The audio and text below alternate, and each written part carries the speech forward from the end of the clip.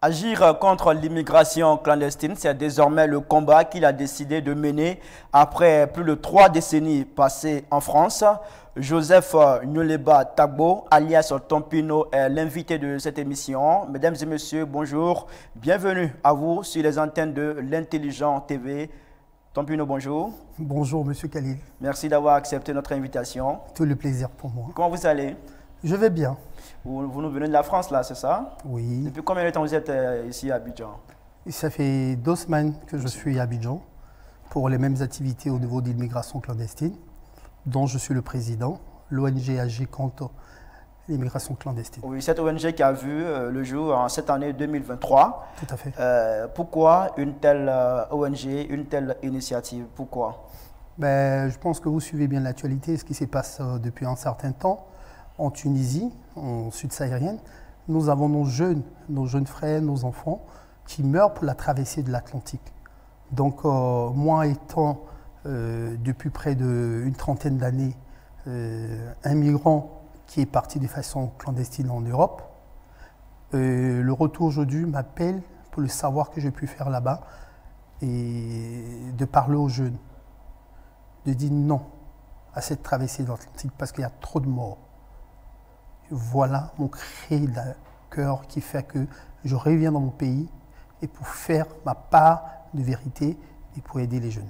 Et vous prévoyez dans ce même cadre de lancer une campagne de sensibilisation des jeunes sur le thème Zéro mort en mai en 2024, juste après les élections locales du 2 septembre 2023.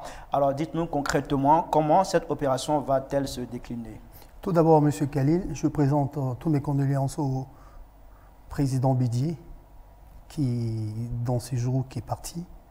Et on est bien en deuil, la Côte d'Ivoire. Je ne connais pas le programme actuellement politique qui va arriver. Il va y avoir peut-être des changements ou pas. Mais si le programme restait là, j'ai 3 options. J'ai le social, la sensibilisation et le professionnel. Je m'explique. Le social, c'est de mettre en place des services d'hébergement pour le retour de nos immigrés clandestins qui ont échoué. Parce que ce que vous ne comprenez pas, c'est que certaines personnes qui ont échoué n'ont pas dans la tête de revenir au pays parce qu'il y a la honte et le non-retour, c'est un échec pour eux. Et moi, la sensibilisation que je fais pour eux, pour dire que ce n'est pas un échec, c'est déjà une expérience pour eux. Avec eux, nous allons travailler pour éviter et sensibiliser ceux qui ont envie de partir. Parce que l'Eldorado, comme je lui dis, ce n'est pas en Europe, c'est ici. C'est de créer des emplois avec le ministère de l'Emploi, c'est de faire des réinsertions avec le ministère de la Famille, c'est de donner l'information avec le ministère des Affaires étrangères. Donc, ça veut dire que tous ces ministères-là doivent m'accompagner pour solliciter nos jeunes qui ont envie de partir à l'autre côté. Je ne demande pas qu'ils ne partent pas. Quand vous dites toutes ces structures, ces entités doivent vous accompagner concrètement, vous voulez parler de quoi? Qu'est-ce que vous attendez concrètement de ces ministères, de ces entités? Ce que j'attends du ministère quand je parle du social, c'est de nous donner des endroits pour héberger les gens quand ils arrivent. Parce que ceux qui partent, il y a d'autres peut-être qui ont abandonné toutes les familles, qui ont abandonné toutes les économies.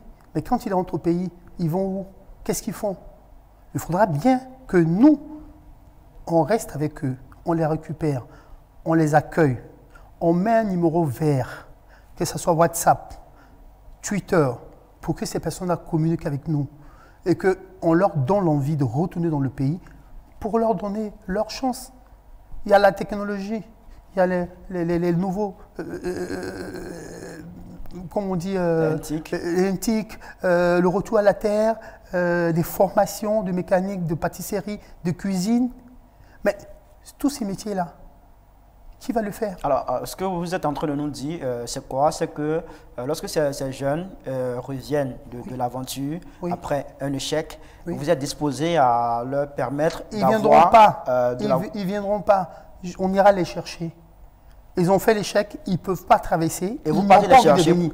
On va les chercher pour les insérer dans la vie active, pour les insérer dans le profil professionnel. Et comment ça va se passer, cette insertion? Mais les installations, si moi, par exemple, avec le ministère des Affaires étrangères, que j'ai une feuille de route et que je pars au nom de la Côte d'Ivoire, au nom de l'ONG qui est légalisée, que je vais aller chercher ces personnes-là que je les envoie, ils seront dans un centre d'hébergement. Et dans le centre d'hébergement, il va y avoir un centre de formation. Et il aura aussi, au niveau santé, des volontaires qui vont déjà les soigner. Parce que les gens qui ont fait 2 ans, 3 ans, qui ont essayé de traverser, regardez l'actualité. Aujourd'hui, ils ne mangent même pas. Ils souffrent. Ils sont dans une période où même ils sont en train de mourir. Voilà. Mais quand je dis je vais les chercher, c'est pas je prends un bâton de pèlerin que je vais en Tunisie et que je les mets dans un Aurora pour venir à Abidjan. Non. On a vu ce qui s'est passé en juillet. La Côte d'Ivoire a affrété pas mal d'avions pour aller les chercher. Et après, cette initiative, elle est allée où? Est-ce qu'il y a 0 immigrés en Tunisie ou même dans le pays voisin en Libye? Il y en a toujours des gens qui sont en prison. Alors, si les politiques, ils me donnent l'autorisation de faire le travail, ce job-là, moi, je vais le faire. Je vais le faire parce que je suis disponible, je suis disposé pour parler à ces immigrés, parce que moi-même, j'ai été un immigré clandestin. Alors justement, vous avez été en France, vous avez rallié l'Europe en 1988, si Oui, tout à fait. les informations sont bonnes, Oui, elles sont de bonnes. façon clandestine. Est-ce que vous pensez que vous portez la voie juste, la voie légale pour dissuader ces millions de jeunes qui sont tentés par l'immigration clandestine? Quand on dit au pied du mur, on va le maçon, bon, je pourrais vous dire, j'ai eu cette traversée en 88 parce que je n'avais pas d'aîné pour me donner des conseils pour dire ne va pas. Je n'avais pas pris des conseils avec les gens. Mais la différence, c'était dans un bateau. Aujourd'hui, la traversée de l'Atlantique en Libye pour aller en Tunisie, c'est en embarcation. Donc on va pour mourir. Il y a quand même d'autres qui arrivent en Europe. Mais ceux qui arrivent, c'est via Facebook qu'ils font les photos qui sont arrivés. Et ceux qui ne sont jamais arrivés. Alors, tant plus de 3 décennies en France, quand on vous voit, on a l'impression, on se dit que votre immigration qui a été clandestine vous a réussi, ça va bien chez vous. Est-ce que ce n'est pas déjà un échec, je vous cette coupe. mission, ce combat? Non, monsieur Khalid, je vous coupe parce que ce n'est pas l'apparence qu'on juge quelqu'un. Je suis venu à votre émission. Pour faire plus de 3 décennies en France, il faut quand même... Oui, mais dès le départ, moi, je vous ai dit, ça a été difficile pour moi. Ma traversée a été une galère. J'ai mangé dans la poubelle. J'ai fait 2 semaines en bateau. Je n'avais pas d'adresse. Je n'avais même pas un document. Donc, ça veut dire que j'aurais pu mourir. On n'en est même pas en parler là.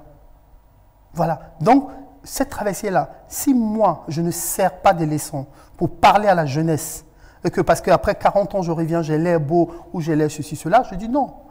J'ai dit non. Le vrai problème, il faut le toucher. Nos enfants meurent. Nos enfants meurent à la traversée de l'Atlantique. Je dis non. La campagne qui va commencer après les élections politiques, là, certainement, ça sera une sensibilisation pour 2024, 0 mort. Et ça va durer combien de temps? Mais c'est toute l'année. Toute l'année. Toute l'année. Toute l'année 2024. Et quelles sont les localités qui seront concernées, que vous allez toucher? On va toucher les grandes villes. Lesquelles? Déjà, j'attends qu'il y ait les résultats législatifs et régionaux. Et il y aura des axes Boaké, Korogo,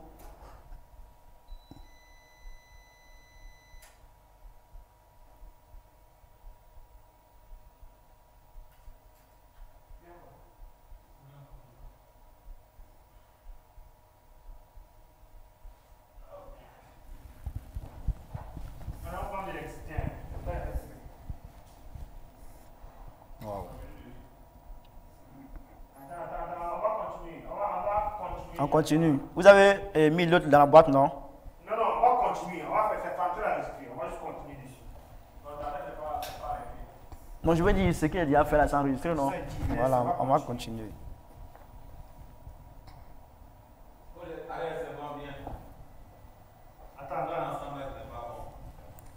C'est comment?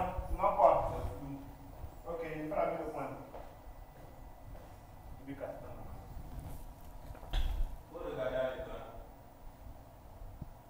Oui, d'accord.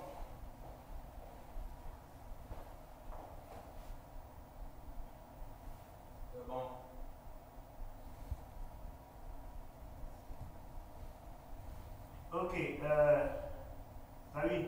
Oui. Va-y avec. Donc, on parlait des localités. Des villes et localités. C'est ça. Vous avez parlé de Boaké. Je vais répondre à la question. Tout à fait. Je vais répondre à la question. Tout à fait. 1, 2, 3. Action, on y va. Alors, quelles sont les localités qui seront concernées par cette campagne? C'est les grandes villes, les grandes places. J'attends après les régions pour que les résultats des élections locales. Et les grandes villes, ce sera Daloa, dont déjà l'immigration clandestine Qui commence paraît là. être la plaque tournante. C'est même pas qui paraît, qui commence par Daloa, Boaké, Korogo, Mans et Abidjan. Donc ces axes-là, ils vont avoir des antennes dont on va parler avec les premiers élus, les maires, pour leur dire, à partir de là, nous allons faire des partenariats. Vous allez donner de l'emploi à ces jeunes-là qu'on va accompagner. Et cette campagne sera toute l'année 24. Puisque le 2024, il y a la Coupe d'Afrique et tout. Je passe même par votre chaîne pour passer un message aux gens de la CAN, pour leur dire qu'ils nous donnent 2 minutes pour sensibiliser la jeunesse. Parce que tout le monde entier sera en train de regarder cette CAN. Mais tous ceux qui regardent la CAN, c'est ceux qui sont en Tunisie, c'est ceux qui sont en Libye, ceux qui sont à Daloa, ceux qui sont à Abidjan. Mais ils vont peut-être rester 30 jours pour regarder la CAN. Mais après, leur aventure ne va pas s'arrêter. Ils vont continuer. Est-ce qu'au cours de cette campagne, vous irez aussi en Tunisie? Parce que je suis déjà allé en Tunisie et j'irai en Tunisie. C'est pour ça que je dis j'aimerais bien rencontrer le ministre, Madame la ministre Kondia, qu'elle voie ma feuille de route, qu'elle me donne délégation de pouvoir aller dans ces pays-là. Parce que vous n'allez pas aller en tant qu'ONG ou un truc, demain on vous capture là-bas, il y a d'autres trucs, ça pose beaucoup de problèmes. Donc de façon officielle, je vais aller faire le job. Je vais aller faire le job de façon officielle, aller chercher nos frères et les ramener. Et de voir des presses, par vous, par vos médias, vous saurez les actions que nous allons faire. Alors d'accord, c'est bien noté. Alors, quand on écoute certains spécialistes de l'immigration clandestine, et même des personnes qui s'y adonnent, le motif qui est évoqué, c'est le chômage, la précarité financière, l'instabilité sociopolitique. Quel est votre commentaire sur cet argumentaire qui est avancé? Sociopolitique, ce n'est pas le chômage, il y a du bien du travail. Abidjan se construit, il n'y a même pas de place. À Abidjan, il y a trop de changements, assez positifs. Mais la main-d'œuvre, c'est qui? Nos jeunes, ils sont où? Ils sont formés en quoi? C'est ça qu'il faut, les former, et ils sont la même première main-d'œuvre. Il y a du boulot. On me dira, mais je vous dis, il y a du boulot. Mais ce boulot, est-ce qu'il est donné par des expatriés à d'autres personnes? Je ne sais pas. Mais ce que je sais, c'est que ces jeunes-là seront formés. Ils viendront être formés, ils seront la première main-d'œuvre. C'est tout. Est-ce que vous ne pensez pas aussi que votre combat doit plus être orienté vers les pouvoirs publics dans cette situation? C'est pour ça que je m'adresse aux politiques. Mais il n'y a pas que les politiques qui peuvent faire les choses. Je demande aux personnes de bonne volonté. Il y a des gens qui ont des châteaux, qui ont des domaines, qui ont plein de choses en Côte d'Ivoire, qui n'en font même pas d'autres choses. Ceux-là, je leur demande de nous mettre à disposition certains locaux dont ils n'ont pas nécessité d'utiliser. Et nous, on va en mettre au profit de ces jeunes-là. Vous avez une fourgonnette de trop dans votre garage qui ne sert à rien. Mais venez nous donner, on mettra du pain, allez donner aux gens, on va les transporter pour peut-être les envoyer à l'hôpital, jusqu'à ce qu'on soit une grande structure pour aider les gens. C'est ça, les Ivoiriens sont généreux. Ils ont beaucoup de moyens, mais si vous n'allez pas les solliciter, vous pensez que si vous n'allez pas taper la porte de quelqu'un, à quel moment il va vous apporter de l'aide? Il ne peut pas venir vous porter de l'aide. Il faut peut-être l'intelligence TV, où je suis invité aujourd'hui, que je remercie de passage le président, M. Alafé. Mais c'est un message qu'on est passé pour dire qu'une personne généreuse dira « ONG, Monsieur le Président, je mets en disposition ceci, cela pour vous ». C'est mon appel. Sur les politiques, il n'y a pas que eux qui peuvent faire les choses. La population ivoirienne est concernée en particulier, sinon c'est l'Afrique. Alors, certains diront qu'il faut se méfier des ONG. Elles avancent de tels discours pour avoir de l'argent et puis après, pour avoir quel argent? Elles disparaissent. Est-ce que l'ONG, c'est celle qui m'a envoyé en France? Est-ce que l'ONG, c'est celle qui... Je suis à fond propre jusqu'à là. Ça fait 6 fois en 2-3 mois que je viens à Abidjan. Ça coûte un prix, ça coûte un billet d'avion, ça coûte un hébergement. Je suis à fond propre pour l'instant. Donc, qu'est-ce que je peux changer? Je ne vais pas être devenu blanc. Aujourd'hui, vous trouvez que je suis bien habillé. Alors, pensez qu'à 1 million, qu'est-ce que je vais faire? C'est eux, pour les jeunes, c'est eux qui seront bien habillés. C'est eux qui vont manger. C'est eux qui vont gagner du travail. C'est pour eux que je vais travailler. Ce n'est pas pour moi. Alors, parlons de ces jeunes qui vont... qui empruntent cette voie Oui. de l'immigration clandestine. Oui. Vous l'avez signifié, vous avez parlé de ça. La Tunisie, c'était en février 2023. Oui. On a assisté à des Le président, violences oui, racistes oui. contre les Africains subsahariens qui y vivent. Comment est-ce que vous avez vécu, qu'est-ce que vous avez pensé de cette situation? J'étais en Tunisie. À cette époque-là? À cette époque-là, j'étais en Tunisie. Le lendemain de mon départ à Paris, que cette déclaration est arrivée, j'ai eu le contact de pas mal des Ivoiriens. J'ai vu ce qui s'est passé à la télé, dans les émissions d'autres présidents. J'ai suivi l'actualité au niveau de cette situation. Mais cette situation, il y a beaucoup qui sont rentrés, ok, mais il y a beaucoup qui sont restés. Et ceux qui sont restés, il y a pas mal qui sont en prison. Moi, par exemple, j'ai une dame qui m'a cherché sur Facebook, qui m'a contacté. Sa fille est enceinte. À terme, depuis le 16 mars, a cherché à traverser pour aller en Italie pour accoucher. Comme si elle montait dans un avion avec un billet d'avion pour y aller. La traversée. Elle n'a jamais eu les nouvelles de sa fille jusqu'à là. Marie-Dominique, jusqu'à là. Alors, la dame, elle pleure toujours. Face Elle à une telle situation, qu'est-ce que votre ONG fait en termes d'action? À telle d'action, comme le message que je suis en train de passer, je vais me déplacer. Je rentre dans les réseaux. Je demandais à la dame la dernière conversation qu'ils ont pu avoir sur WhatsApp. J'ai le numéro du WhatsApp. Je sais faire mes investigations à ma petite moyenne, modeste moyenne. Il faut des moyens pour aller chercher les gens, pour trouver. Mais regardez par exemple, et ceux qui meurent. Est-ce que vous avez déjà appris par les voisins qu'une personne est partie en Tunisie, qu'elle a fait la traversée, qu'elle n'a pas pu et qu'elle est morte? Et que les parents mettent les bâches dans le quartier pour dire qu'ils font une veillée pour leur enfant? Non, ça fait honte. Ça fait honte, l'échec. Mais ceux-là, qui les aident? Qui les accompagne? Parce que ce projet-là, il est personnel souvent, ou même il est familial. Mais ça brise des familles. Pourquoi ces jeunes, d'autres, ils pensent que M. Tompilo qui passe à la télé a les moyens ou a un processus de les faire voyager? Non, je vous le dis, je n'ai pas ce processus ou le process pour pouvoir faire voyager les gens. Non. Plutôt décourager et accompagner ceux qui ont fait l'échec. Maintenant, ceux qui veulent voyager, voilà ce que je les explique. Vous faites votre petite entreprise, vous venez travailler avec nous. Au bout de 6 mois, 1 année, faites votre petite garba ou faites votre petite mécanique en PME. Au bout, vous mettez de l'argent de côté.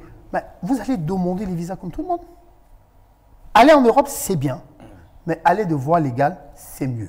Alors, Tompilo, ce projet, ça peut vous coûter combien comme ça sur toute l'année 2024? Toute l'année 2024, j'ai vu déjà, au début de l'année, la communauté européenne a donné à la Tunisie 800 000 € pour pouvoir aider les immigrés clandestins.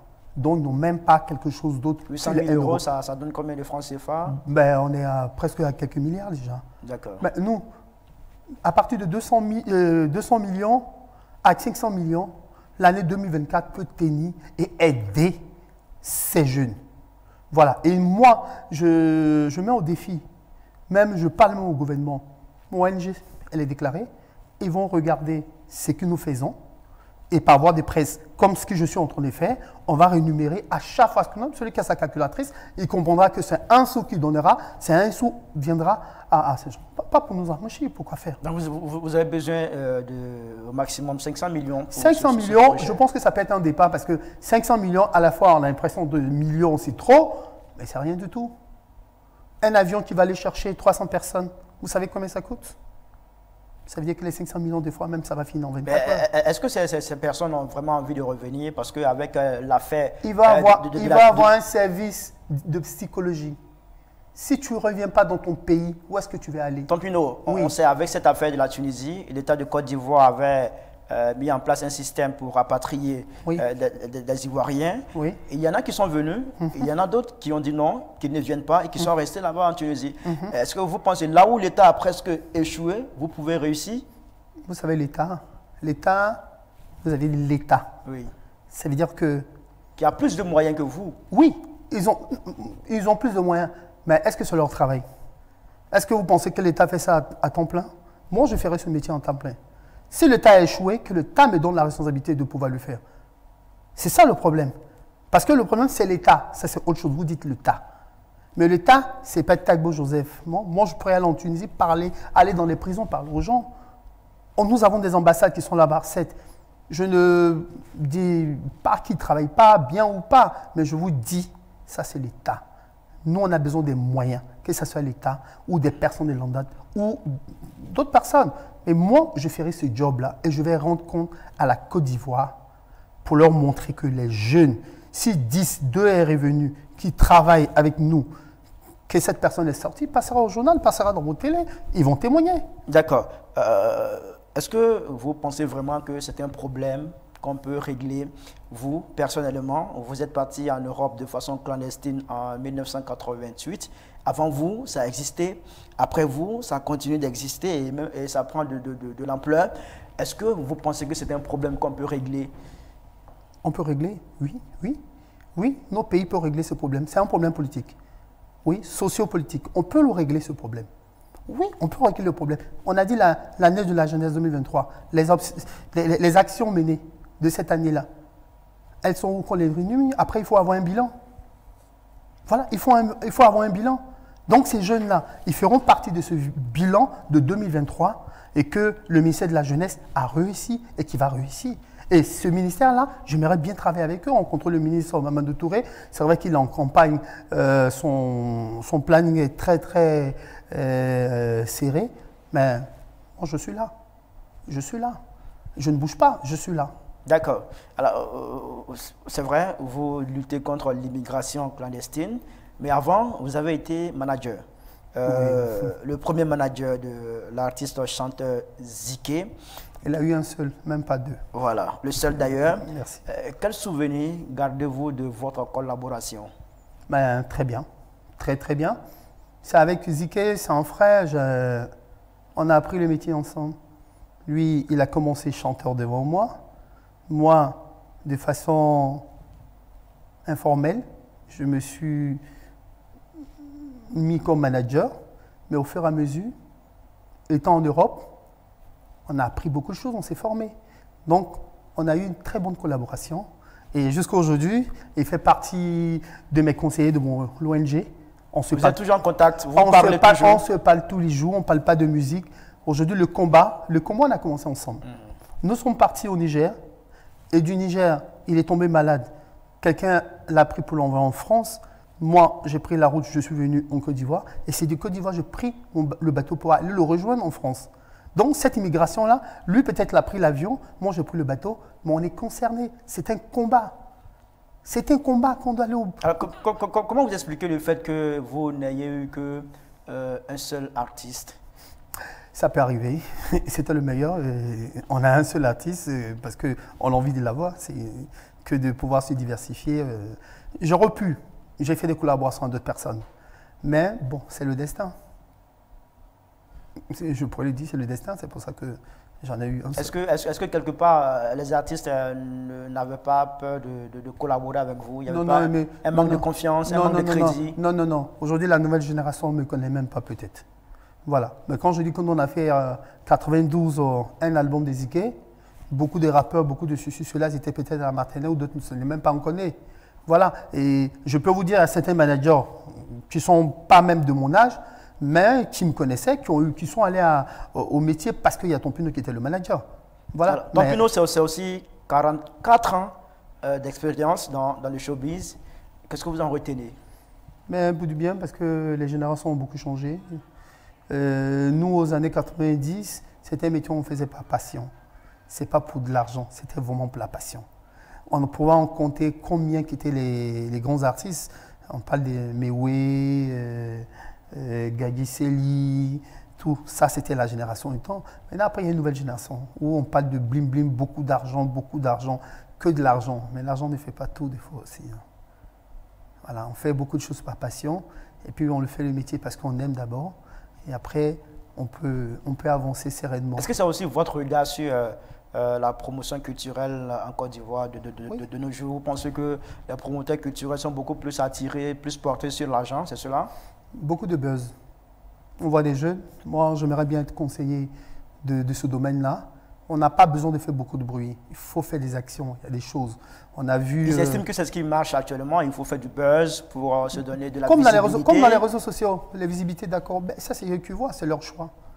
C'est les choix. Moi, ce n'est pas mon combat. C'est les choix. Les gens, peut-être, ils ont besoin de visibilité. Moi, ça fait 40 ans que j'ai été dans ce métier-là. Pour ceux qui doivent me connaître, me connaissent. Ceux qui ne me connaissent pas, j'ai rien perdu. D'accord. Alors, pour terminer, puisque nous sommes à la fin de cette émission, Tompino, quel est le message que vous pouvez lancer relativement à votre projet de lutte contre l'immigration clandestine? Je m'adresse à la Première Dame, qui a son organisation depuis des années. Et c'est un moment très sensible, qui voit les enfants du pays en train de mourir à la traversée de l'Atlantique. Je m'adresse au ministre de la Jeunesse.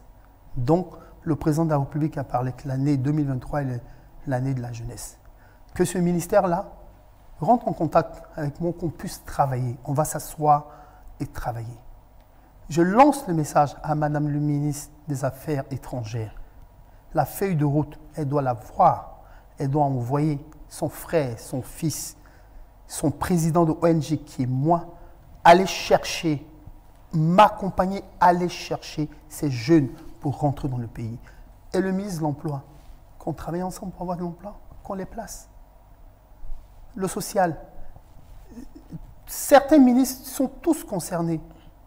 Vous êtes concernés. Et nous, on joue notre rôle. Déjà, en vous qui permettant me regardez, vous êtes concernés. C'est déjà notre rôle. Vous qui me regardez, vous êtes concernés. Tout le monde est concerné. C'est la Côte d'Ivoire qui gagnera. À l'ère de la CAN en Côte d'Ivoire, on aimerait savoir qu'il y a 100 jeunes qui sont rentrés, qui sont ramasseurs de balles, qui sont agents de sécurité, qui sont en train de servir dans un maquis, qui sont en train d'être chauffeurs.